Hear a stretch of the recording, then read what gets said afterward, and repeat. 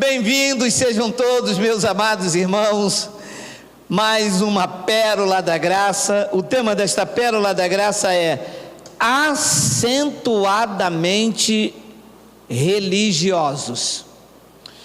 Eu estava cá conversando com os meus botões e perguntando por que é que muitas coisas acontecem num país, num estado, numa família.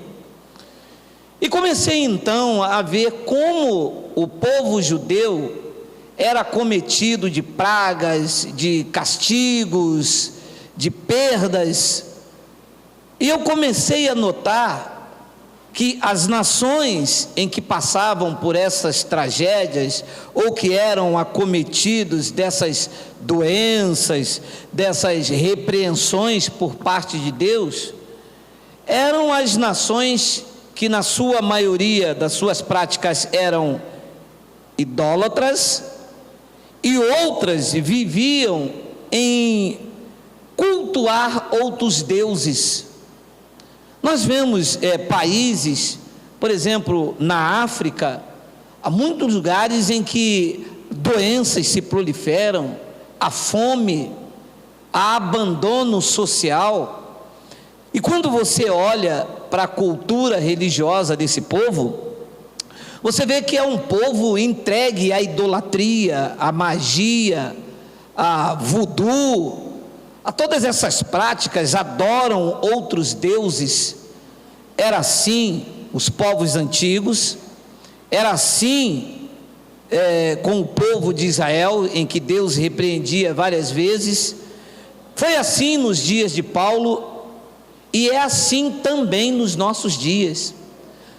Nós vivemos num país de uma idolatria muito grande, e quando se tentou melhorar um pouco, a religião evangélica se entregou a um ocultismo, a um paganismo, a um Deus estranho. Eu vou ser sincero, eu era extremamente pagão quando eu entrei para dentro da igreja evangélica, porque foi ali dentro que eu vi os maiores paganismos,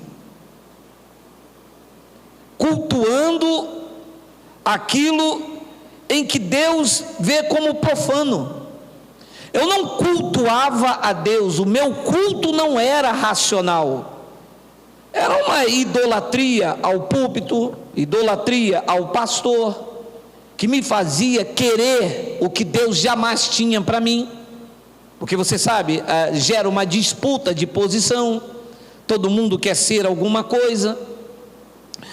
Então, a história se repete, e um povo que deveria usufruir daquilo que Paulo disse, reinar em vida, vive aí debaixo de uma repreensão muito grande, porque ignoram a graça de Deus. Eu quero usar um texto de Paulo em Atos capítulo 16, eu vou ler até o versículo 23. A história se repete. Olha o que disse: enquanto Paulo os esperava em Atenas, o seu espírito se revoltava em face à idolatria dominante na cidade. Então diz que quando Paulo esperava alguns irmãos, diz que o espírito dele se revoltava em face à idolatria dominante na cidade. A cidade de Atenas estava entregue a uma idolatria dominante. Mas olha o relato, versículo 17: por isso ele dissertava na sinagoga entre os judeus e os gentios piedosos, também na praça todos os dias, e entre os que se encontravam ali. Quando Paulo viu que a idolatria era dominante, ele começou então a falar do evangelho da graça de Deus. Depois diz no versículo de número 18: e alguns dos filósofos epicureus e estoicos contendiam com ele, havendo quem perguntasse. Olha, quando Paulo começou a falar da graça de Deus, os filósofos gregos começaram a contender com ele, e havendo até quem perguntasse: o que quer dizer esse tagarela? Olha como que chamavam o que Paulo pregava de evangelho, chamavam Paulo de tagarela. Depois disseram: e outros, parece pregador de estranhos deuses. Por quê? Porque ele pregava a Jesus e a ressurreição. Era estranho isto, como ainda é estranho nesse país de 200 e poucos milhões de habitantes. É estranho dizer a uma pessoa que nós estamos debaixo da graça de Cristo. Pasmem, num país de maioria católico, uma grande porcentagem de protestantes, grande parte dessas pessoas não sabem o que quer dizer a doutrina da graça de Deus. Sequer sabem que existe judeus e gentios, nova aliança e velha aliança, o pacto da graça e o pacto da lei. Não sabem. Grande maioria hoje da graça de Deus é que estão despertando. Por quê? Porque a idolatria é dominante neste país. E olha, eu tenho dito isso em minhas mensagens. Eles saíram do padim, como diz, né, na língua cultural, do padim padicícero, e voltaram a adorar os apóstolos da nova era. Existe um apóstolo aí agora, lá de São Paulo, se é que pode chamar de apóstolo, tá? Existe um homem lá em São Paulo que está vendendo feijão a R$1.000. Uia, que se já não dá para fazer uma feijoada com um saco de feijão de 1 quilo, você imagina um caroço a R$1.000. O pior não é ele vender o feijão a 1.000. O pior é saber que ele já vendeu quase 200 quilos. Como que consegue pessoas comprarem feijão a R$1.000? Por quê? Porque a idolatria é dominante. E quando você vem pregando a doutrina da graça de Deus, a reação é essa: é que nós somos tagarelas, pregador de estranhos deuses, porque nós pregamos a Jesus e a ressurreição. Foi a reação dos filósofos gregos, dos sábios da época. Os sábios estavam dizendo que o que Paulo pregava parecia ser que Paulo era um pregador de estranhos deuses. Depois diz no versículo de número 19: então, tomando-o consigo, pegaram Paulo, levaram com eles, o levaram ao Areópago, dizendo: poderemos saber que nova doutrina é esta que ensinas? Então eles tiveram a curiosidade, queriam saber que nova doutrina era esta em que Paulo estava pregando. Depois ele diz no versículo 20: olha o que os sábios estavam dizendo a Paulo: posto que nos trazem aos ouvidos coisas estranhas, queremos saber o que vem ser a isso. Por que é que o que Paulo pregava soava estranho? Porque é o que se ouviu a vida inteira. Deixe-me atentar a um detalhe aqui, porque quando eu falo isso, eles me chamam de tagarela. Eu falei em off aqui com os irmãos. Eu falava assim antigamente: Senhor, cobre a minha esposa com teu sangue. Cobrir o quê? Ué, só se for com o teu, destrinchar você e você espirrar sangue nela. Só se você estiver dirigindo com ela na Avenida Brasil e o carro bater, ela fica viva e eu cubro ela com teu sangue. Porque Deus não tem sangue, amado. Deus é espírito. Não tem sangue para passar em ninguém. O sangue já desceu lá naquele madeiro. Ah, e quando fala isso, isto choca? Claro, parece estranho aos ouvidos. porque ouvimos a vida inteira na idolatria religiosa: Senhor, cobre a tua filha com teu sangue. Senhor, só o teu sangue. Senhor, passa do teu sangue na minha vida. Já passou, meu amado. A não ser que você quer crucificá-lo de novo, que ele se revista de carne de novo, que ele passa pela via cruz de novo, que ele vá diante de um outro rei agora, que ele vá diante do Supremo Tribunal Federal de novo, e o crucifiquem de novo, e ele derrame o sangue sobre a sua vida? Então, quando você diz essas coisas, parece que soa estranho, e era o que estava acontecendo. Posto que nos traz aos ouvidos coisas estranhas, queremos saber o que vem ser isso. 21, pois todos os de Atenas e os estrangeiros residentes os estrangeiros residentes de outra coisa não cuidavam, senão dizer ou ouvir as últimas novidades. Então diz o versículo de número 22, então, no meio dos sábios, dos gregos, estoicos e epicureus, disse Paulo, levantando-se no meio do aerópago, disse: senhores atenienses, em tudo, não é em alguma coisa, em tudo vos vejo acentuadamente religiosos. Senhores, parte dos brasileiros protestantes, em tudo eu vejo vocês acentuadamente religiosos.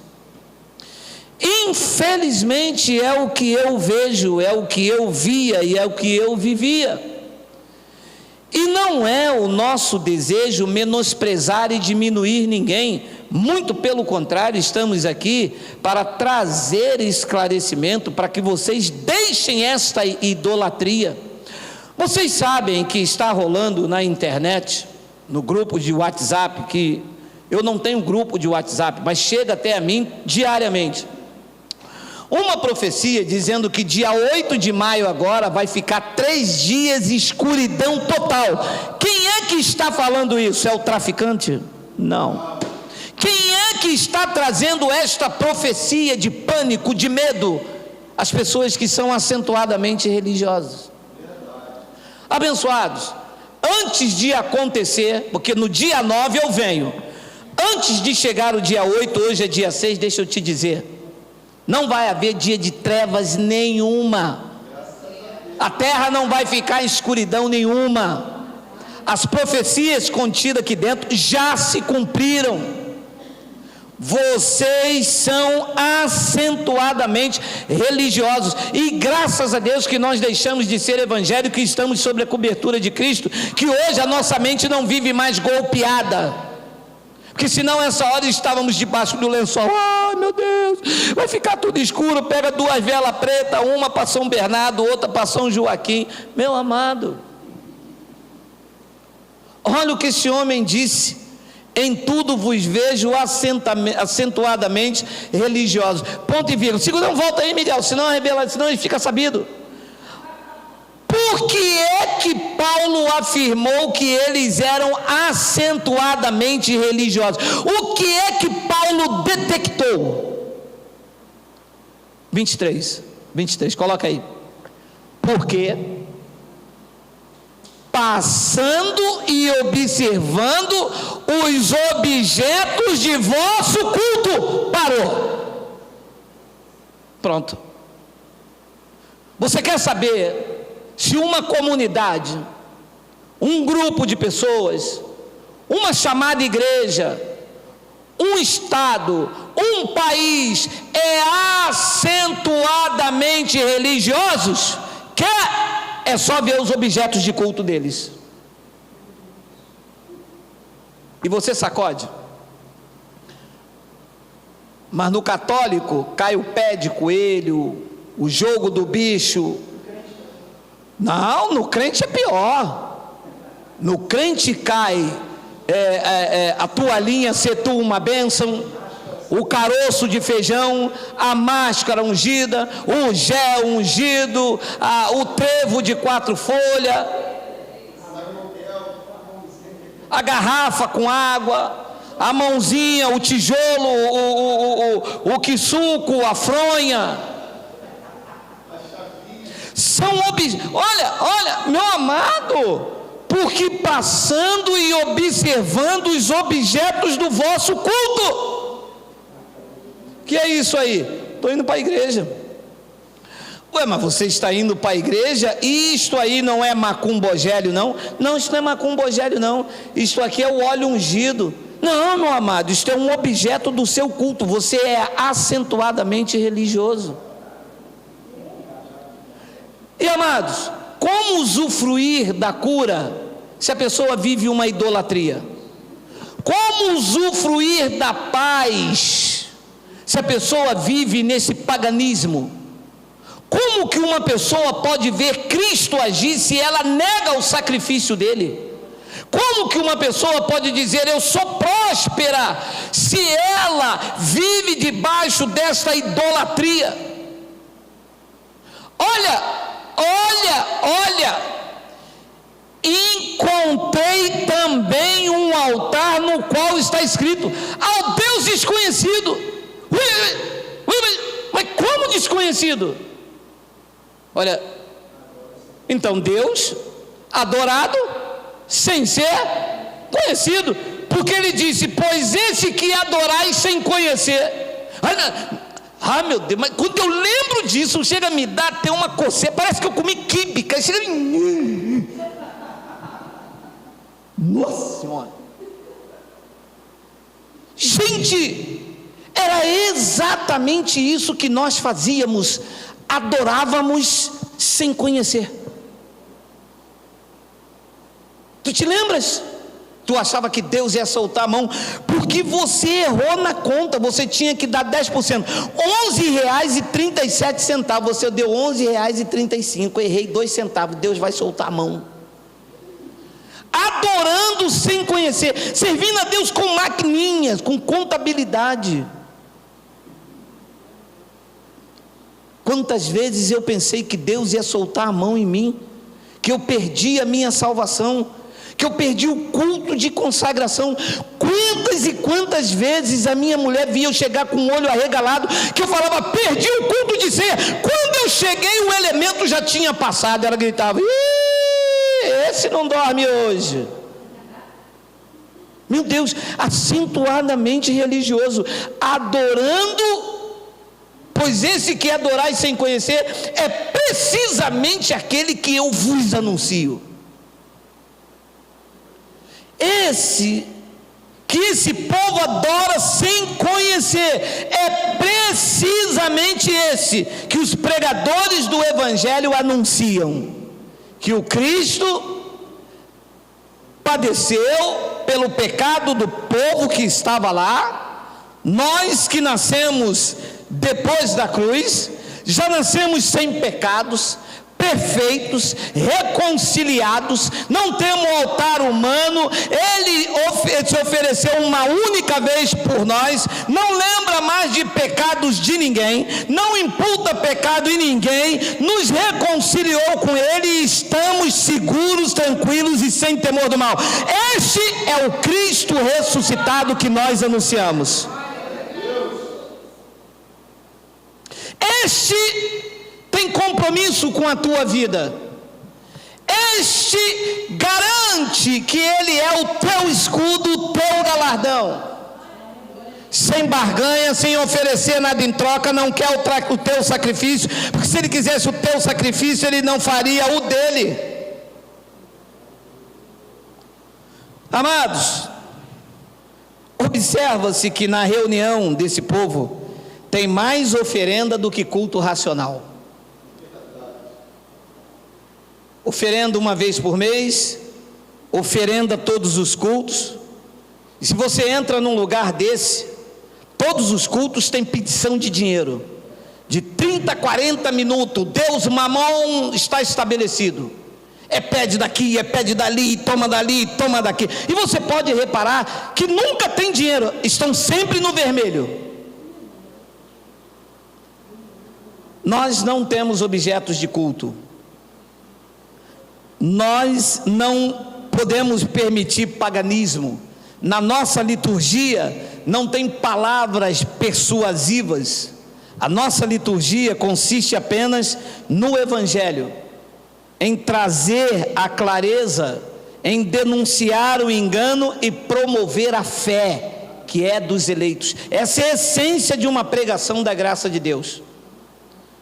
O irmão me disse: qual é a essência das suas pregações?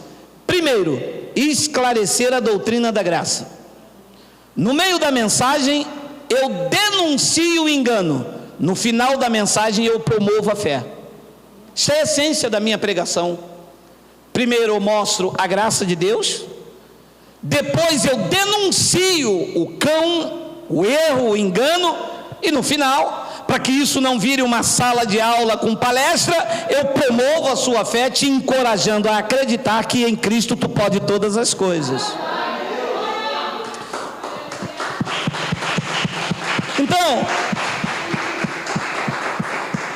a nossa liturgia esclarece, traz luz ao texto, traz verdade, traz revelação. Não tem palavra persuasiva para gerar idolatria a homem, tem uma palavra de sabedoria para exaltar a Cristo. Olha o que Paulo disse em 1 Coríntios, no capítulo de número 2, versículo 4.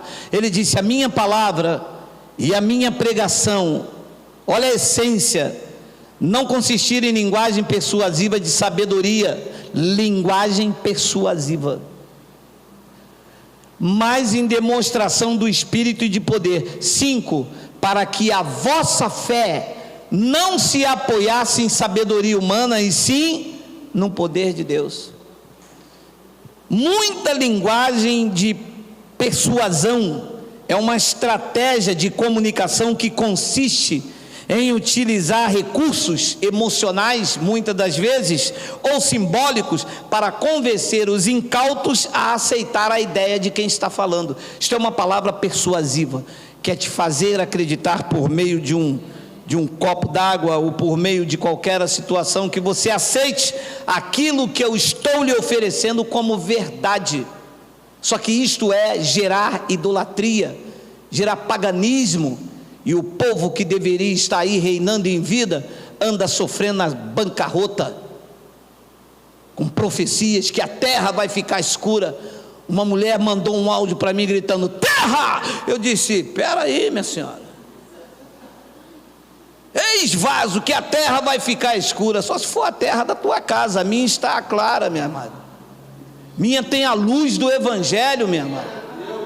Se eu vou ficar em trevas, nunca, não existe isso. Isto é macumba-ogério, isto é feitiçaria. Quem acredita nessas coisas é que tem a mente, sabe, deixa-se levar por essas coisas, está com medo, está vivendo debaixo dessas idolatrias, não conhece a verdade do Evangelho.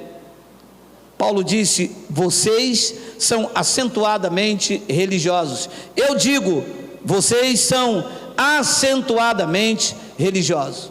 Teve um que disse que Jesus ia voltar dia quanto, Miguel? Dia 8 de abril. Aí parece que Jesus não veio, que estava sem álcool em gel. Ele falou: vai vir dia 15. Aí dia 15 de abril Jesus não tinha máscara, voltou porque estava em quarentena. Ele falou: vai vir dia 17 de Nissan. Aí a Nissan não fabricou os carros porque também estava em quarentena. Agora vai vir dia 8 de maio, terra em trevas. Tudo isto é o engano religioso na vida das pessoas, com elementos ungidos, consagrados, com objetos de culto, com palavra persuasiva, e nós não temos nada disso. O nosso culto é racional.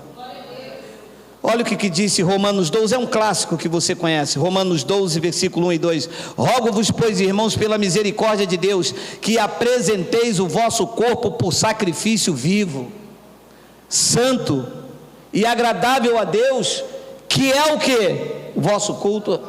Então, qual é o culto a Deus? É o seu corpo. Olha lá, que apresenteis o vosso corpo por sacrifício vivo. Então eram os animais mortos, agora é o teu corpo vivo, santo e agradável a Deus. Então era o templo lá em Jerusalém, agora é o teu corpo. Eram os animais mortos, agora é o teu corpo vivo. Então este é o verdadeiro culto a Deus, quando você se apresenta com o teu corpo por sacrifício vivo. Não é mais os animais mortos, não é mais o templo lá em Jerusalém, é o teu corpo por sacrifício vivo. E ele diz: santo e agradável a Deus. Este é o vosso culto racional, é o culto com entendimento. Não tem objetos de culto. Qual é o objeto do culto em graça? A tua mente. Sim ou não? Se é racional, é aqui. Não é o copo d'água, não é a fita. Isso não existe em graça. E a pessoa me diz: mas eu vejo o senhor próspero. Mas eu não tenho nada, meu carro velho tem que empurrar, minha casa não é chique, não é elegante, minha mulher quer uma sereia, uma deusa, mas também tinha que ter alguma coisa que me agradasse, né? Mas o senhor é alegre, o senhor é feliz, o senhor não parece que tem 55 anos. Abençoado, eu estou vivendo em prosperidade porque eu vivo o que o Evangelho diz. Eu não vivo em paganismo, eu não vivo em idolatria. É meu direito usufruir de saúde, é meu direito usufruir de alegria, é meu direito reinar em vida e viver em perfeita vitória. Agora, o povo quer viver em paganismo, quer viver em idolatria, anda com a mente golpeada, triste, desesperado, e não vê o agir de Deus na vida deles. Então, o nosso culto é racional. Então, quando você entende isto aqui, aí você deixa de ser um religioso, você começa a Deus agir. Tem uma senhora, uma irmã nossa, lá de Minas Gerais, ela disse: estou colocando a laje da minha casa. Eu disse: que bênção. É mesmo, mas é uma bênção, o senhor pode não acreditar, mas eu passei anos dentro da igreja dando dízimo e não conseguia colocar uma laje, porque toda hora é um voto, é isso, é aquilo, e faz, eu nunca via dinheiro. Eu estou acompanhando o senhor em quase 2 anos em graça, estou terminando de colocar a laje da minha casa. Por quê? Porque a pessoa começa a reinar em vida, ela sai do paganismo, ela não vai contra Cristo, ela não anula a graça de Deus, ela deixa de ser acentuadamente religiosa. E eu termino esta pérola com Romanos capítulo 7, versículo de número 6, olha o que Paulo diz: agora, porém, presos à lei, coloca lá para mim, para eles verem, Miguel. Agora, porém, libertados da lei. Olha quantos anos Paulo disse que o povo estava libertados da lei, e eles não entenderam isso ainda, hein? Agora, porém, libertados da lei, estamos mortos para aquilo que estávamos sujeitos, a obrigatoriedade da lei de Moisés, aos paganismos, aos rituais e às ordenanças. Paulo disse: estamos mortos para isso, de modo que servimos em novidade de espírito e não na caducidade da letra. Servir em novidade de espírito. É isso que o Evangelho da Graça tem para você que me ouve pela primeira vez. Não tenha medo. Uma senhora me disse: eu estou com medo de aceitar esta nova doutrina. Ela não é nova, ela está aqui há quase 2000 anos. Novo são esses paganismos que as pessoas fazem: feijão, 3 dias de trevas, colocando medo. Já deixa isto para a mídia, para os políticos. Eles já estão colocando medo suficiente no povo. Você abra a sua mente para o Evangelho da graça de Deus e venha desfrutar desta novidade de vida. Assim é? Assim é.